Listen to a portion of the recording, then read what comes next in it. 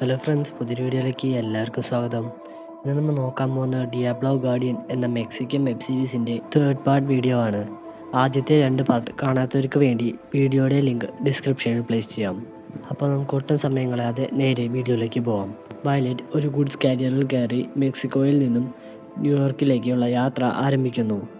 മെക്സിക്കോയിൽ നിന്നും അമേരിക്കയിലേക്ക് പോകുന്ന ഒരുപാട് പേർ വയലറ്റിനോടൊപ്പം ആ വണ്ടിയിലുണ്ടായിരുന്നു. ഡ്രൈവർ ന്യൂയോർക്കിന് തൊട്ട് മുമ്പത്തെ ടൗണിൽ വെച്ച് വണ്ടി നിർത്തി അതിലെ ആൾക്കാരോട് ഇറങ്ങാൻ വേണ്ടി ആവശ്യപ്പെടുന്നു. എല്ലാ യാത്രക്കാരും ഇറങ്ങി അവസാനമായിരുന്നു വയലറ്റ് ഇറങ്ങാൻ വന്നത്.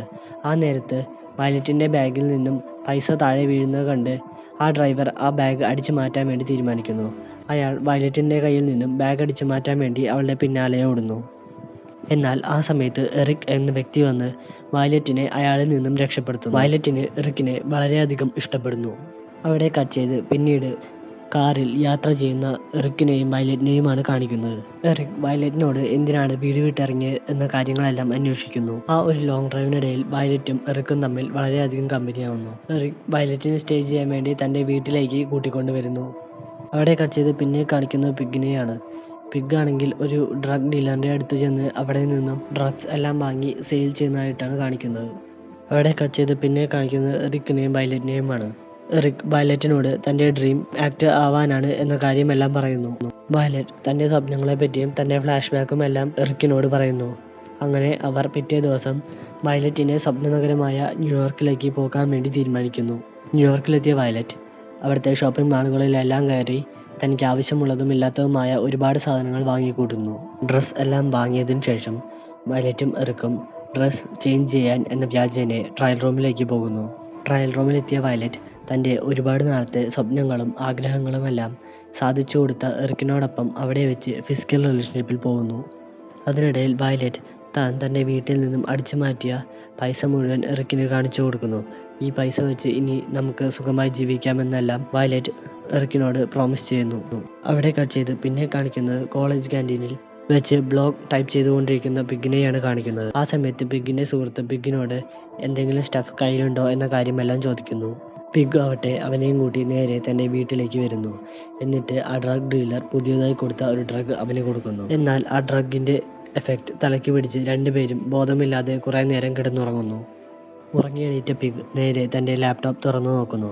താൻ ഇന്നലെ ഡേറ്റിംഗ് ആപ്പിൽ റിക്വസ്റ്റ് അയച്ച പെൺകുട്ടി തന്നെ ആക്സെപ്റ്റ് ചെയ്തത് കണ്ട് പിഗിന് വളരെയധികം സന്തോഷമാവുന്നു. കട്ട് ചെയ്ത് പിന്നെ കാണിക്കുന്നത് വയലറ്റിനെയും എറിക്കിനെയുമാണ്.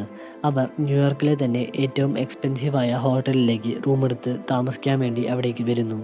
ആ ഹോട്ടലിൻ്റെ ഇൻറ്റീരിയറും ബാൽക്കണി വ്യൂവും എല്ലാം കണ്ട് വയലറ്റിന് വളരെയധികം ഇഷ്ടപ്പെടുന്നു. അവൾ എറിക്കിനോട് നമുക്ക് സ്ഥിരമായി ഇവിടെ താമസിക്കാമെന്ന് പറയുന്നു. അവിടെ കട്ട് ചെയ്ത് പിന്നീട് ന്യൂയോർക്കിലെ ലൈഫെല്ലാം അടിച്ചു പൊളിക്കുന്ന വയലറ്റിനെയും എറിക്കിനെയുമാണ് കാണിക്കുന്നത്. അവിടെ കട്ട് ചെയ്ത് പിന്നെ കാണിക്കുന്നത് പിഗിനെയാണ്. പിഗ് നേരത്തെ ആ ചാറ്റിംഗ് ആപ്പ് വഴി പരിചയപ്പെട്ട പെൺകുട്ടിയെ നേരിട്ട് കണ്ട് സംസാരിക്കുന്നു. സമയത്ത് പിഗിൻ്റെ ഫ്രണ്ട് വന്ന് വെറോണിക്കയുടെ അടുത്തു നിന്നും പിഗിനെ ഒരു എമർജൻസി ഉണ്ടെന്നും പറഞ്ഞ് വിളിച്ചുകൊണ്ട് പോകുന്നു. അവിടെ കട്ട് ചെയ്ത് ഒരു മൂവിയുടെ ഓഡിഷന് നിൽക്കുന്ന എറിക്കിനെയാണ് കാണിക്കുന്നത്. എറിക്കിൻ്റെ പെർഫോമൻസ് ഇഷ്ടപ്പെടാതെ വന്ന ഓഡിഷണർ എറിക്കിനോട് അവിടെ നിന്ന് ഇറങ്ങിപ്പോകാൻ വേണ്ടി ആവശ്യപ്പെടുന്നു. എറിക്കിന് അവിടെ നിന്നും ഇറങ്ങിപ്പോരേണ്ടി വന്നതിൽ വളരെയധികം വിഷമമാവുന്നു. എന്നാൽ വയലറ്റ് എറിക്കിനോട് ഇനിയും ഓഡിഷനുകളെല്ലാം അറ്റൻഡ് ചെയ്യണമെന്ന് പറഞ്ഞുകൊണ്ട് അവനെ മോട്ടിവേറ്റ് ചെയ്യുന്നു. അതിനുശേഷം റൂമിൽ ചെന്ന് വയലറ്റ് അവനെ ഹാപ്പിയാക്കാൻ വേണ്ടി ഇരുവരും ഫിസിക്കൽ റിലേഷൻഷിപ്പിൽ പോകുന്നു. അവിടെ കട്ട് ചെയ്ത് പിന്നെ കാണിക്കുന്നത് പിഗിനെയാണ്. പിഗ് ആ ഡ്രഗ് ഡീലറിൽ നിന്നും വാങ്ങിയ ഡ്രഗ് ക്ലാസ്സിലെ കുട്ടികൾക്കെല്ലാം സെയിൽ ചെയ്യുന്നു. പിഗ് ഇതുപോലെ ഡ്രഗ്സ് എല്ലാം സെയിൽ ചെയ്യുന്ന കാര്യം മനസ്സിലാക്കിയ പിഗിൻ്റെ കാമുകി അത് പ്രിൻസിപ്പലിനോട് ചെന്ന് കംപ്ലയിൻറ്റ് ചെയ്യുന്നു. അവിടെ കട്ട് ചെയ്ത് പിന്നെ കാണിക്കുന്നത് വയലറ്റിനെയാണ്. വയലറ്റ് ആ പ്രോഗ്രാം ഓഡിഷൻ ചെയ്ത ജഡ്ജിനെ കണ്ട് അയാൾക്ക് പൈസ കൊടുത്ത് അടുത്ത ഓഡിഷനിൽ എറിക്കിനെ സെലക്ട് ചെയ്യാൻ വേണ്ടി ആവശ്യപ്പെടുന്നു. അവിടെ കട്ട് ചെയ്ത് പിന്നെ കാണിക്കുന്നത് വൈകുന്നേരം എറിക്കിനെ കൺവിൻസ് ചെയ്ത് ഓഡിഷന് കൊണ്ടുപോകാൻ ശ്രമിക്കുന്ന വയലറ്റിനെയാണ് കാണിക്കുന്നത്. ഓഡിഷൻ നടക്കുന്നതിനിടയിൽ വയലറ്റ് ആ ഓഡീഷണർക്ക് പൈസ കൊടുക്കുന്നു. എന്നാൽ അയാൾ പൈസ മാത്രം പോരാ, വയലറ്റിനോടൊപ്പം ഫിസിക്കൽ റിലേഷൻഷിപ്പിൽ കൂടി പോകണം എന്ന് നിർബന്ധം പിടിക്കുന്നു. എന്നാൽ വയലറ്റ് ഇതിനെ എതിർക്കുകയും വയലറ്റും ഓഡിഷനും തമ്മിൽ ഒരു വാക്കുതർക്കം ഉണ്ടാകുകയും ചെയ്യുന്നു. ഇതെല്ലാം അറിഞ്ഞ എറിക് വയലറ്റുമായി ബ്രേക്കപ്പ് ചെയ്ത് വയലറ്റിനെ ഉപേക്ഷിച്ചുകൊണ്ട് ആ നാട്ടിൽ നിന്നും തൻ്റെ നാട്ടിലേക്ക് പോകുന്നു.